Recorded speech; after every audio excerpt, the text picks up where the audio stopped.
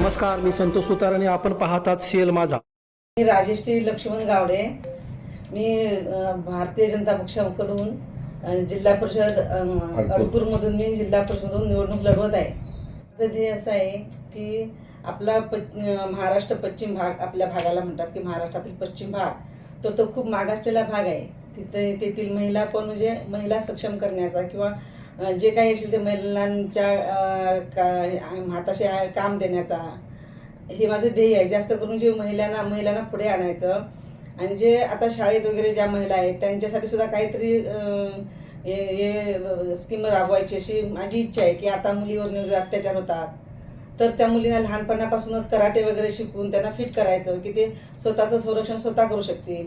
असे काही माझे छोटे मोठे असे महिलांसाठी जास्त करून माझे कार्यक्रम राबवण्याची इच्छा आहे. सगळ्यांचे लाडके आमदार आमचे शिवाजीराव पाटील, तसेच हे समाज कार्यकर्ते माझे मिस्टर लक्ष्मण गावडे यांच्या नेतृत्वाखाली मी हे करणार आहे. माझा जरी चेहरा समोर असला तरी माझ्या पाठीमागे हे दोन्ही खंबीरपणे यांचं नेतृत्व मला लाभणार आहे आणि ह्यांच्या सहकार्यानंच मी हे सगळं काही करायची माझी योजना आहे.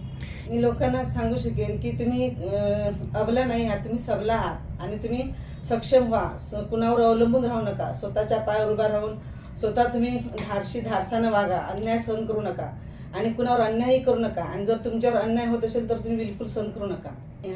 आजपर्यंत सगळे पुढारी नेते वगैरे होऊन गेलेस पण त्यांनी फक्त विकास केला असं म्हणतात. पण आमचे जे आमदार आहेत, आमचे जे धडाडीचे आमदार आहेत त्यांनी निस्वार्थपणे सगळ्यांची सेवा करत असतात. त्यांच्यासाठी त्यांचा शाश्वत विकास हवा आहे त्यांना. तर तो आम्ही त्यांच्या मार्फत आम्ही हा शाश्वत विकास करणार आहोत.